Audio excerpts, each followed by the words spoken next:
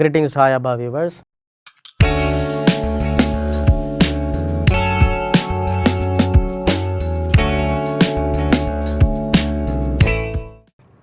இன்றைக்கி நாம் இந்த கிராமர் செக்ஷனில் ரொம்ப இன்ட்ரெஸ்டிங்கான ஒரு போர்ஷன் ஒன்று பார்க்க போகிறோம். இப்போது ஒரு செய்தியை வெளிப்படுத்துகின்ற பொழுது அது இரண்டு விதமாக இருக்குது. இப்போ நான் உங்ககிட்ட பேசிகிட்டு இருக்கிறேன் அப்படின்னா, நான் சொல்கிற வார்த்தைகள் உங்களுக்கு ஒரு ஆர்டரோ இல்லை ஒரு செய்தியை கொடுக்குறோம் அப்படின்னா, அதை நான் சொல்கின்ற ஒரு விதம் அப்படிங்கிறது ஒன்று. இப்போ நான் சொன்ன இந்த விஷயத்தை நீங்கள் உங்கள் நண்பர்களோட பகிரும் பொழுது நீங்கள் நான் சொன்னதாக சொல்வீர்கள். அப்போது நானாக சொல்வது ஒன்று, நான் சொன்னதை நீங்கள் பிறருக்கு சொல்வது என்பது இன்னொன்று. அப்போது இந்த வகையாக பார்க்கின்ற பொழுது இந்த உரையாடலில் இரண்டு விதமான உரையாடல்கள் இருக்கிறத நம்ம பார்க்குறோம். இப்போது நான் உங்ககிட்ட சொல்கிறேன் அப்படின்னா, நன்றாக ஆங்கிலம் படிக்கணும் அப்படின்னா கிராமர் நல்லா படிக்கணும், தினமும் அதை ப்ராக்டிஸ் பண்ணணும் அப்படின்னு நான் சொல்கிறேன். If you want to excel in your language, you will have to constantly practise your language by speaking to others and by doing lot of exercises இப்படின்னு ஒரு சென்டென்ஸ் சொல்கிறேன் அப்படின்னா, இதை உங்கள் ஃப்ரெண்டுக்கிட்ட நீங்கள் சொல்கிறப்போ நான் சொன்ன மாதிரி உங்களால் சொல்ல முடியாது. நீங்கள் எப்படி சொல்லணும் அப்படின்னா, இது மாதிரி இன்றைக்கி இந்த டீச்சர் எப்படி சொன்னார் அப்படின்னு நீங்கள் அதை மறுவி ஒரு விதமாக அந்த மாற்று விதமாக சொல்ல வேண்டியிருக்கும்.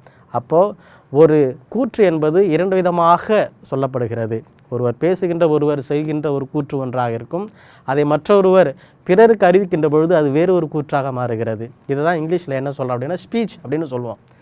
இப்போ ஸ்பீச் அப்படின்னா என்னென்னா, ஆக்சுவலாக ஒரு பர்சன் சொல்கின்ற செய்தி, ஒரு பர்சன் வந்துட்டு சொல்கின்ற செய்தி.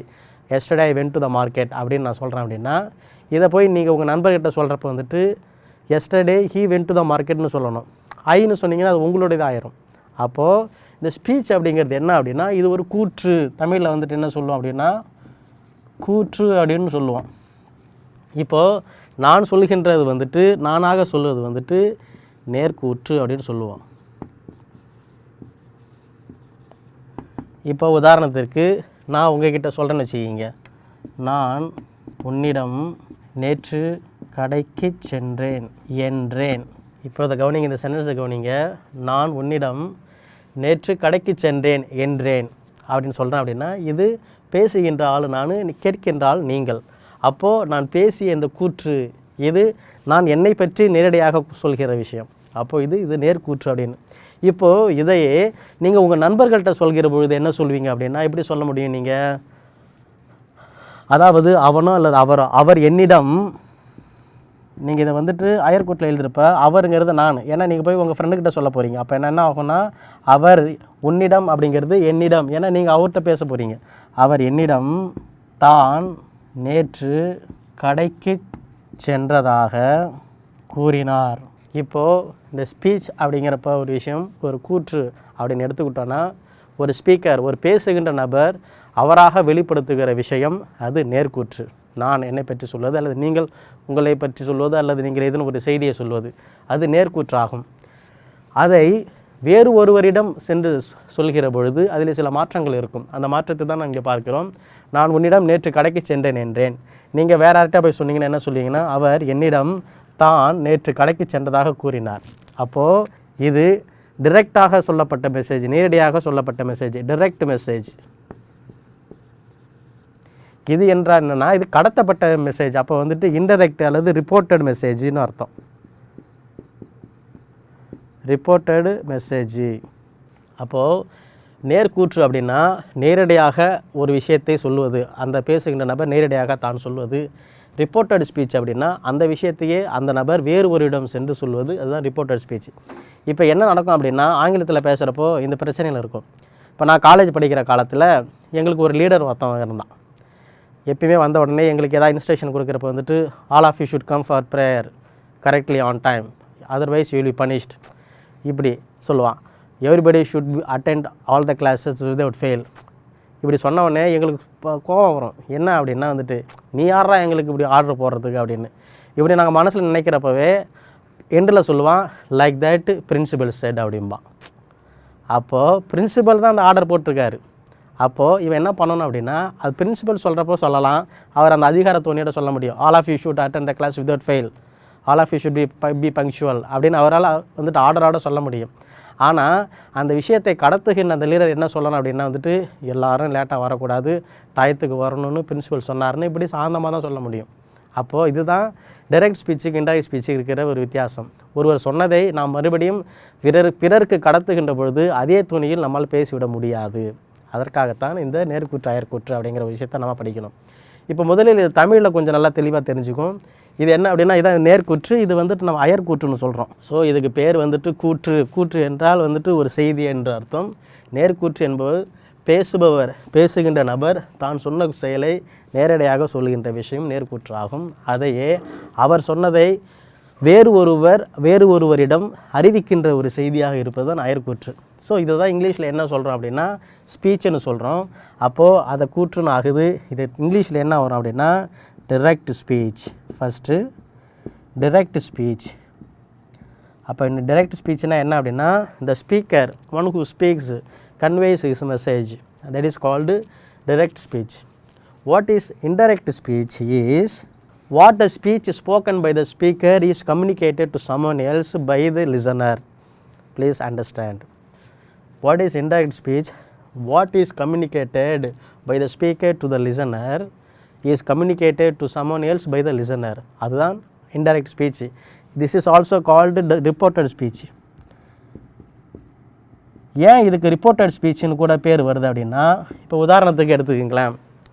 இப்போ பிரதம மந்திரி மக்களை வந்துட்டு அட்ரஸ் பண்ணுறாரு வச்சுக்கிங்க. நீங்கள் அனைவரும் தேசப்பற்று உள்ளவர்களாக இருக்க வேண்டும், தேசத்திற்காக தியாகங்கள் செய்ய வேண்டும் அப்படின்னு ஒரு செய்தி சொல்கிறாரு வச்சுக்கிங்க. இப்போ இந்த நியூஸில் வாசிக்கிறப்ப என்ன சொல்லுவாங்க, நேற்று பிரதமர் தன்னுடைய உரையில் நாட்டு மக்கள் அனைவரும் நாட்டுப்பற்று உடையவர்களாக இருக்க வேண்டும் என்று கூறினார்.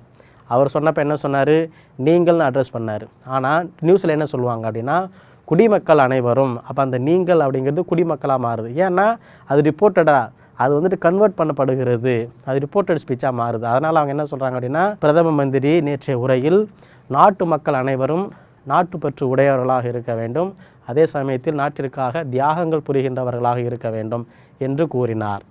அதுதான் ரிப்போர்ட்டட் ஸ்பீச். அப்போது டைரக்ட் ஸ்பீச் அப்படின்னா அந்த பிரதம மந்திரி ஸ்ட்ரைட்டாக பேசின வாக்கியங்கள் அது டைரக்ட் ஸ்பீச் ஆகும். அதையே ஒரு செய்தி வாசிப்பாளர் ஒரு செய்தியை சொல்லுகின்ற பொழுது அது ரிப்போர்ட்டடாக மாறுது, அது அறிக்கையிடப்படுகின்ற ஒரு செய்தியாக ஒரு அறிக்கையாக மாறுகிறது. அது இட் பிகம்ஸ் ரிப்போர்ட்டட் ஸ்பீச். இப்போது இங்கிலீஷில் எப்படி இந்த டைரக்ட் ஸ்பீச் இன்டைரக்ட் ஸ்பீச் வருது அப்படிங்கிறது ஒரு எக்ஸாம்பிளோட பார்க்குறோம். இது ரொம்ப கொஞ்சம் லைட்டாக எலாபரேட்டான கிராமர். ஆக்சுவலி கொஞ்சம் ஸ்டெப் பை ஸ்டெப்பாக நம்ம லேர்ன் பண்ணிக்கலாம். Will go for the example now. உதாரணத்துக்கு பாருங்கள், the father said to the son. இப்போ நல்லா கவனிங்க ஸ்டூடெண்ட்ஸ். ஒரு அப்பா வந்துட்டு தன்னோட மகனுக்கிட்ட சொல்கிறாரு, நீ தேர்வில் நிறைய மதிப்பெண்கள் எடுத்தினா நான் உனக்கு ஒரு பைக் வாங்கி கொடுக்குறேன் அப்படின்னு. இப்போ நல்லா கவனிங்க, இதை ஒரு சென்டென்ஸாக எழுதியிருக்கிறேன். The father said to the son, I will buy you a bike if you score high marks. இப்போது ஒரு கூற்று, இதுதான் வந்துட்டு ஃபுல்லாகவே ஆக்சுவலி இது இந்த கமா கொட்டேஷனுக்குள்ளே இருக்கிறதான் ஆக்சுவலாக ஸ்பீச்சு அப்படின்னு சொல்லுவோம். But actually the whole thing is called ஸ்பீச்னு வச்சுக்குவோம்.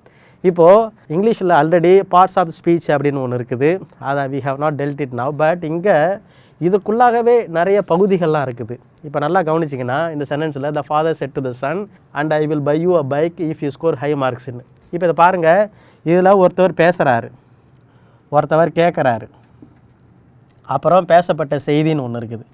புரியுதுங்களா? இப்போ இந்த சென்டென்ஸில் என்னென்ன இருக்குதுன்னா, முதல்ல ஒருத்தர் பேசுகின்ற நபர் இருக்கிறார், அவருக்கு பேர் ஸ்பீக்கர். நல்லா கவனிங்க, இது ஸ்பீக்கர். இப்போ இதை கேட்குறவர் ஒருத்தர் இருக்கிறார், அதுதான் லிசனர். The listener. இப்போ ஏன் அப்படின்னா, இப்போ நீங்கள் ஸ்பீச் என்ன அப்படின்னா, நீங்கள் ஒரு விஷயத்தை பேசுகிறீங்க அப்படின்னா நீங்கள் பேசுகின்றவர், அதை யாரை கேட்குறாங்களோ அவங்க லிசனர். அப்போது நீங்கள் அவங்ககிட்ட சொல்கின்ற செய்தி தான் ஸ்பீச்சுன்னு ஆகும். அப்போ இந்த whole thing is called speech, அதாவது சொல்லப்பட்ட செய்தி. இப்போது இதில் இன்னும் இருக்குது, இந்த செட்டுன்னு ஒன்று இருக்குது பாருங்கள், இதுக்கு பேர் என்ன அப்படின்னா ரிப்போர்ட்டிங் வேர்ப்.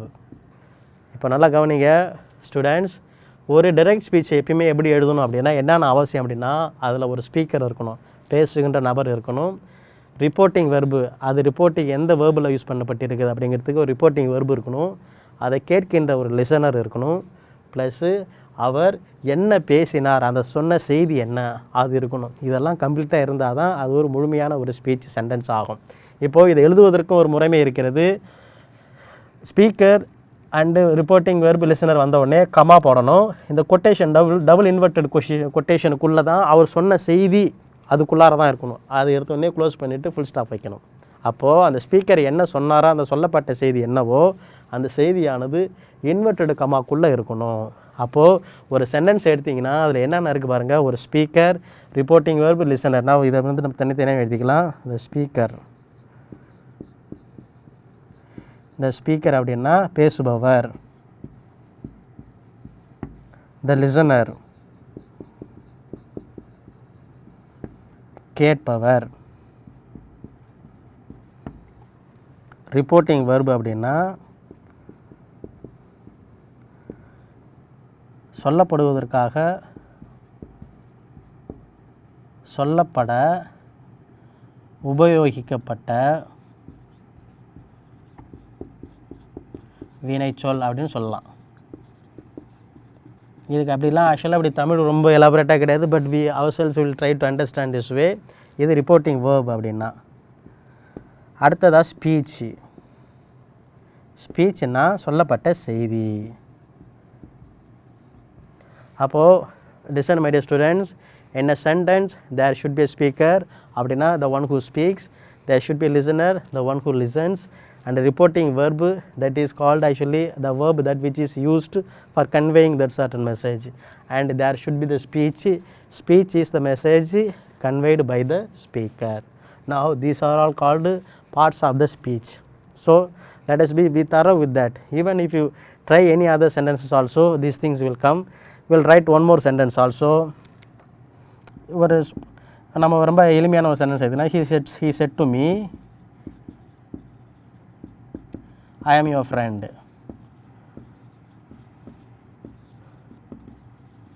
இப்போ இதில் he வந்துட்டு ஸ்பீக்கர் எஸ்ஸு. இப்போ நான் ஷார்ட் ஃபார்ம் எழுதிக்கலாம். ரிப்போர்ட்டிங் வெர்ப்னா ஆர்வி, ஷார்ட் ஃபார்ம் எழுதிக்கலாம். மீ வந்துட்டு லிசனர். இது whole thing is speech. So my dear students, இந்த வீடியோவில் நாம் ஸ்பீச்னா என்ன, கூற்று என்றால் என்ன, அதில் எத்தனை வெரைட்டி இருக்குது, 2 இருக்குது. தமிழில் வந்துட்டு நேர்கூற்று, அயர்கூற்றுன்னு இருக்குது. அது இங்கிலீஷில் direct speech and indirect speech அல்லது ரிப்போர்ட்டட் ஸ்பீச் அப்படின்னு இருக்குது. இப்போ அந்த ஸ்பீச்சுக்குள்ளாரே ஒரு சென்டென்ஸுக்குள்ளே இருக்கிற பார்ட்ஸ் என்னென்னு பார்த்துருக்கோம். ஸ்பீக்கர், ரிப்போர்ட்டிங் வெர்பு, லிசனர் இருக்கும், ஒரு ஸ்பீச் இருக்கும். ஸோ நம்ம ஃபர்தராக இது மேலே நான் பில்டப் பண்ணி இந்த கிராமர் எப்படி போகுது அப்படிங்கிறத பார்க்கலாம். அது வரைக்கும் stay tuned hi bot TV. Thanks for வாட்சிங். Good luck to you.